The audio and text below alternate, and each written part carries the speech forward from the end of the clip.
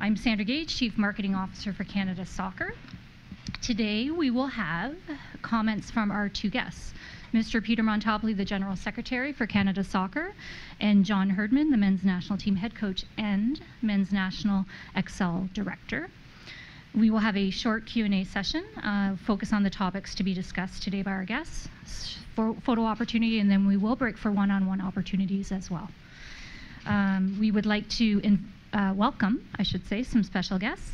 Ron Smale, the President of Ontario Soccer. Thank you, Ron, for joining us. Mr. Dick Howard, our Hall of Fame member, Mr. Howard, and also Mike Williams, the General Manager of Economic Development for the City of Toronto and one of our candidate host cities for 2026. Thanks, Mike, for being here. Also, we do have some members of our Canada Soccer staff here, and Jason DeVos and Earl Cochran have joined us. Thank you. So we'll begin. We're all suffering from a bit of football withdrawal from the daily World Cup coverage. So we're going to start with Peter sharing his thoughts on Russia 2018. Okay, thank you very much, Sandra. Thank you to all of you for joining us on a very hot day here in Toronto. Yes, we are all in withdrawal, and certainly 2018 FIFA World Cup. Russia was one of those seminal moments in football, probably one of the best World Cups ever. And I'd like to congratulate the organizing committee. I was able to be there for the preliminary draw a couple years ago and the opening of the competition, and they did do an outstanding job. But probably more importantly, it shows the power of a FIFA World Cup and what it can do for a country and or a continent. I had the privilege of being a part of the 2006 FIFA World Cup in Germany and also 2010 FIFA World Cup in South Africa, and both had left some lasting impressions with myself, especially in Germany, where, if you recall, they created the FanFest concept. So the FanFests we see of today were the ones that were created in Germany under the slogan of "It's time to make friends," and what a wonderful competition that was for that country. And in 2010, the slogan in South Africa was "Kanako," which means it's time, and it was time for that continent. And I think both are shining examples of what a World Cup can do for a country and or a continent. And as we move forward to 2026 and the excitement that we have, knowing that on June 13th we won the bid for Canada, Mexico, and the United States as a united bid, the opportunity that we all have here in the sport in our country and the continent of 500 million people, and what a men's World Cup can do for football. We're excited as we go along this journey in the next 8 years that we have John Herdman on board to lead the men's program, and he'll be here to explain his next steps. But it's an exciting time, Sandra, for what football was in the past 30-plus days and what it could be for the next 8 years in our country. Excellent. So 2026 gives us that 8-year roadmap. Maybe if you can just touch on the CONCACAF Nations League, how that fits into our 8-year roadmap, and touch on the announcement that we're all here for today. So the next step, 2018 is completed, and we start on the road to 2022 FIFA World Cup and 2026 FIFA World Cup, and CONCACAF's created, as you're aware, the CONCACAF Nations League. We start in qualifiers, and as part of the qualification process, it leads to the 2019 CONCACAF Gold Cup, as well as the 2019-2020 Nations League, and that's what John will be striving to achieve over the next number of months in preparing the team. So it's an exciting time. It's a new competition for us, and pleased to announce that on October 16th, our first home match as part of the CONCACAF Nations League qualifiers will be here at BMO Field. There are matches in September. Our home match is October, and an away match in November, and as well a home match in March that we'll announce further on. But we're happy to be here in Toronto at BMO Field October 16th. Thank you. And with that, we will ask Mr. Herdman to share his thoughts on the team looking forward to CONCACAF Nations League. Yeah, I think it's a very exciting time for our country because, as CONCACAF outlined in their mandate, it's more meaningful games more often. And these are meaningful matches. That's the exciting thing, to bring a group of men together where there's real expectation, scrutiny, consequence, which drives competition, which drives performance levels. So it gives you that real focus that you have to win matches. I mean, it's that simple. Every match we win will be a CONCACAF ranking point. For us to get to the Hex in March 20th, 2020, we need to be sitting in the top 6 rankings in CONCACAF. So none of these games can be taken lightly. And this Nations League, the 4 matches, the teams we play against, if you drop a point early in the rounds against lower ranked teams, then you're going to suffer. And the games get progressively harder. So, for us, it's a process of, number one, building that team spirit, tactical excellence, the team chemistry over that period of time. And in the past, I think you had chance to sort of develop that with friendly matches and be more targeted and controlled around your approach. Now it's all in. You've got a result to get, as well as to think about the progression of a team over a period of time that at some stage is going to come up against, top CONCACAF opposition. And we have to be ready for that, which, will be the Gold Cup or Nations League in October 2019. Thank you. And maybe just for everybody to hear about the Toulon experience and what you took away from the young players that were in Toulon. And, certainly that's a group of players that is on that pathway towards 2022 and 2026. Well, it was a exciting experience for myself and Mauro Biello. It was, one of those practical experiences where you now had to really get to grips with, what this country has to offer from a youth perspective, and then into the realities of how hard it is to assemble a team at the Canadian level, which we were gobsmacked that, a lot of players found it difficult to be released for clubs, etc. But this is our reality.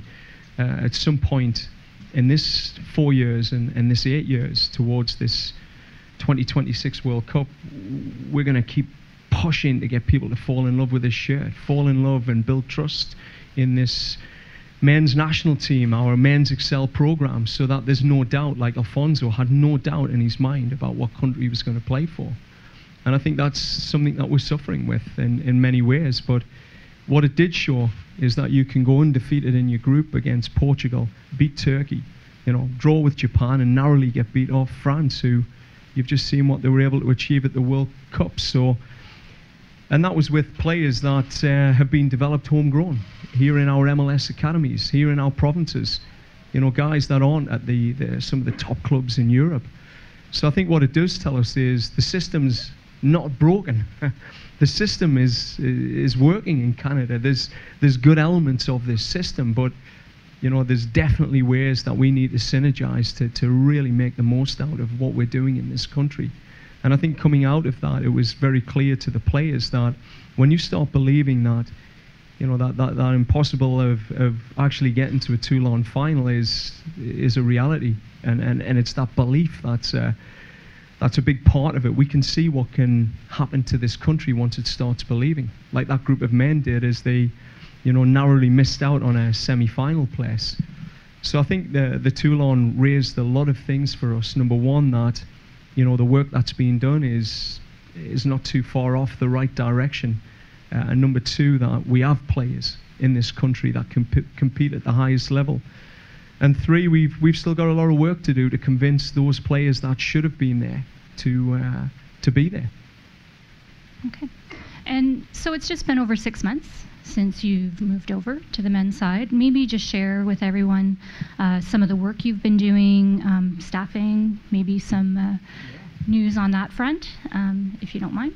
Yeah, I mean, it's been a hell of a ride, this 6 month period. It's a process which I think you come into any new role, you have to evaluate the current climate. Then you bring the IP, the organizational knowledge that brought you success in other areas.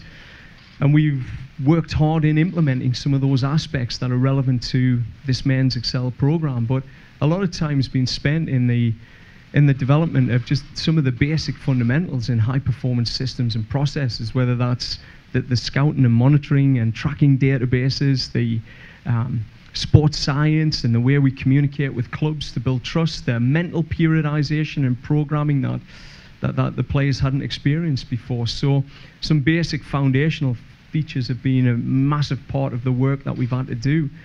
But on the other side, it's been a listening process. So, you know, you come in and you can be bullish with a plan and say, well, it worked here and we're going to do this there. But, you know, I think the reality for myself and those that have been working, it's been listening. It's been listening to the provincial TDs. It's been sitting in meetings with the MLS academy directors, you know, VPs, and to understand, you know, how we synergize this system, how we work together better in the future. And that's led us to a point now where, you know, we're ready to, you know, step in front of a board and ask for that commitment that will take us through and lay a foundation at the World Cup 2022 for 2026. And I think this is what this period's about. You know, I get 4 years to genuinely leave that foundation for 2026. It takes 8 years to change a culture. We've seen that across sport and business. And the 4 years we do now are the critical ones. It's not waiting until, you know, 4 years out from 2026. Every step we take now will have an impact on our success later. But also it's a respect to that group of men, the last group of men, hopefully to earn the right to qualify for a World Cup. It's the respect to them and that exciting group we've got, that it's our time, it's time, and we're gonna push this as far as we can. So, you know, in terms of that, Sandra, the staffing aspect, we've been very deliberate in, you know, going after people, good people, first and foremost, but people with a bit of a strategic sense as well, more rounded people as opposed to coaches at U20 level or coaches at U15 who've had playing and coaching backgrounds. We've looked at people that have had playing, coaching, and strategic development backgrounds, people who've worked in this country at various levels, who understand the football development system here, that understand the high performance system. And I think the big part of this is we had a massive amount of applications for our recent U20 Excel director role, many from overseas. One was a current assistant coach at the World Cup teams here. We had 2 academy directors from Premier League clubs in England, but we've gone Canadian because it's critical to where we want to take this program, hence the appointment of Mauro Biello and Joey Lombardi in critical positions. So Andrew Olivieri is going to take on that men's Excel director role. He'll, you know, be located in Montreal. He'll have an Eastern presence for us. He's, you know, had a great experience in, you know, living the culture of this country through provincial development schemes, through the coach education pathway, an ex-player in the men's, so he understands what it means to pull that shirt on. And more importantly, he's led a team at a home World Cup. He's understands the Excel approach, our philosophy, and he gets international football. So we've got a great addition, and I hope everyone welcomes him on board as he becomes very strategic in that role. Thank you for those updates and insights. A release with the ticket details will arrive in your inbox shortly, as well as the information on the new U20 position. Tickets for the match will go on sale to the general public on July the 25th, with a special 24-hour advance window available as of July the 24th for Canada Soccer Red Insiders. And once again, we will be offering group discounts starting today, and all of that information is contained within the release. So what we would like to do now is open it up for questions from the floor, recognizing we will also have scrums with both Peter and John afterwards, as well as we have Jason DeVos available if there are any development questions. So any questions from the floor? Yes. John Ben-Boone, CBC Sports. In March, ESPN reported that Balou Tabla was debating between representing Canada and the Ivory Coast. Have you been in contact with Balou? Give us an update on that situation. Yes, we've had contact. I think one of the positive aspects of Mauro Biello's appointment is he has a good relationship with Balou. So there was contact prior to Toulon, the tournament. There was some interest there at some stage, and there's ongoing talks with Balou. So it's just watch this space. We may have a positive outcome, but like I say, when you have a player like Alfonso, who's at the levels he is, and you only dream of seeing Balou on the same pitch as him. But I think that dream becomes a reality with 2026 World Cup. It's certainly something that would be in my mind as a player, as an opportunity for Canada, but also to see the type of players you'd be playing with. So, it's an ongoing process, and we're definitely onto it. James? John, with the Nations League legitimising all FIFA windows now, do you think the clubs will cooperate and will have no issues releasing the players? Yeah, it's a great question. So, part of this process, James, over the last 6 months has been building those relationships, providing the type of information that the clubs have been, yearning for, real sports science, periodization, understanding of loading, players coming into camp, preloads, exit information, where they're building, I would hope, a great level of trust with the sort of support, care that their players are getting in camp, which takes away that little bit of fear, particularly when the playoffs are coming and it's through that congested period. But I think generally they're in FIFA windows. The conversations that I've had with clubs already are positive, very positive. And, who knows when it comes to the crunch, but, everything that I'm hearing at this stage is that they want to see their players do well for Canada. And the players absolutely want to play in these matches. So I think we're going to be in a great space to see our best players on the field, those that are in form and competing. Dick? Any lessons learned from the recent World Cup? On the field and off the field? Well, I think on the field it seems to be that same sort of adage to me. It's teams with that team spirit, tactical excellence, and the team chemistry. The teams that seem to go to the right places. Teams that are lacking it tend to disappear pretty early, no matter how much talent they've got. I think on the other side, the trends are still consistent on transition and set pieces, the importance of them in your DNA as a team. But I think other aspects, and it really impacts, what we're trying to achieve, which is you look at the caliber of players playing. So Sweden and Japan, who people go, they overperformed. But when you start looking at the metrics behind their players and what tier league they're playing in, what category type of player they are they in a top 5 team in that league, you start to realize that these teams that have spent a lot of time, they've had their own professional leagues up and going, they've invested in their national teams, and typically on the back of a World Cup like Japan, but they've got the majority of their core players playing in the top 5 leagues in the world, in the top 5 teams getting regular game time. And that's a consistent thread. And when we look at Canada, the team that we really need to go after in this next 4 years, we can, close the gap on is Costa Rica. And you see the numbers of players they've got, and it's achievable for us. And you see how they performed at that World Cup. In many areas, we had more higher quality players than them in the depth of our team. We were maybe lacking, the tier 1 players, but we're not far off, 2-3 players off. So give us a tabla, and we get Fonzie moved on to a top club. We're right up there. And then it comes down to things like sports science, proper management, relationship with clubs, a commitment for these guys to really buy into leaving this shirt in a better place. And that's down to leadership of this group of men. I think we want John to wear the jersey right about now. But I think, Dick, it's a classic example in Russia. If you take care of 2 populations, you'll have a successful competition in World Cup, and that is the players and the fans. And the players were well taken care of in terms of travel, meals, accommodation, everything they require as professional players and as a staff. And then secondly, the fans, from what we saw, everything was rolled out for Russia.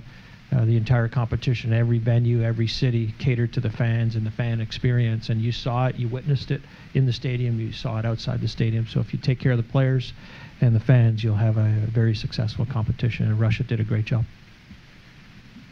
Yes. So a lot of what's been discussed is about, the development and nurturing of the players. I'm curious, what's being done by Canada Soccer to further develop coaching in this country?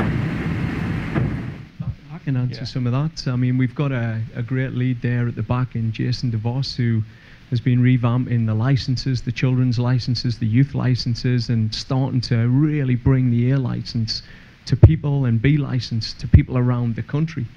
So I think there's a commitment and a focus. I think Jason fully understands that your whole football system is built on the quality of your coaches. It's that simple. Like, you can talk about facilities and all, but you show me a good coach and he finds a good facility for his players. You show me a good coach and he gets good administrators. He gets funding, or she gets funding. And I think that's something that's right at the forefront of Jason DeVos's mind on our side.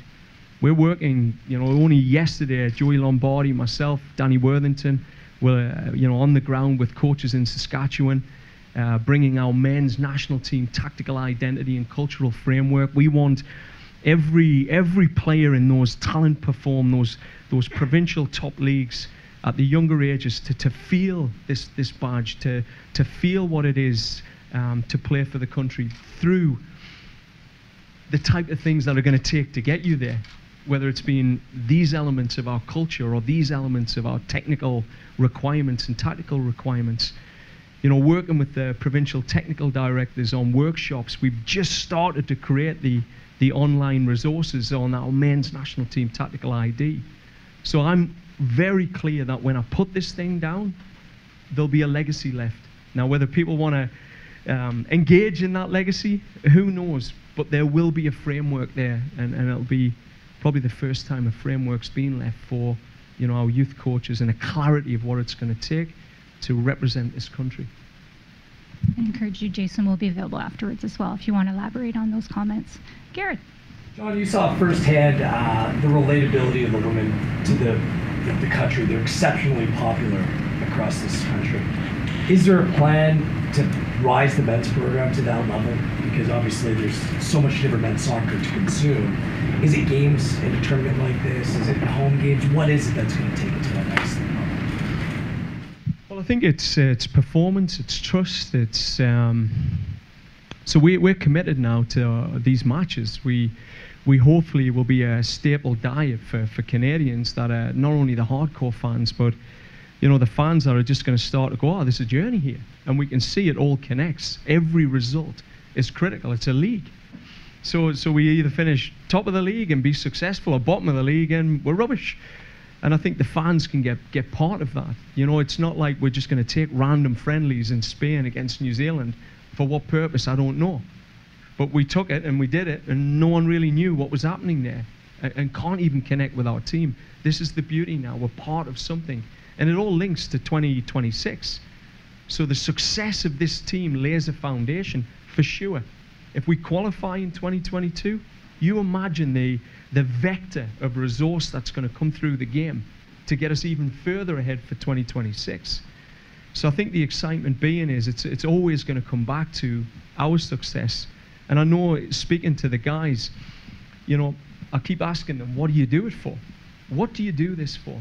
Number one is they want to bring a level of respect to our country, football respect. The second thing is they never had heroes for 37 years, and one of them, a 22-year-old guy, said, I've never seen anybody that I kicked around with a Canadian shirt with anyone's name on the back. I'm going to put my name on the back of every shirt for those kids because they need it. That's a 22-year-old who's so freaking clear about what he wants out of his football experience. So I think when you get a group of men that are very clear about what they want, it's them. They go and tell new stories, and you learn more about them as people. And like Alfonso's story starting to captivate a country. You'll hear Kyle Laren's story, and hopefully you'll hear Cavallini's story, and one young guy who's telling us, I do this because I don't want my dad on a bike every day, delivering mail at 5 a.m. in the morning. Or another guy who's saying, I still share a bedroom with 5 brothers. I'm fighting for this. There's some real cool stuff going to come out of this. We've just got to, as a country, embrace them and get ready for what's coming, because I'm behind the scenes, and with Peter and the team here, we're going to fight for everything we can to get this team over the line in 2022. And, I'll die trying.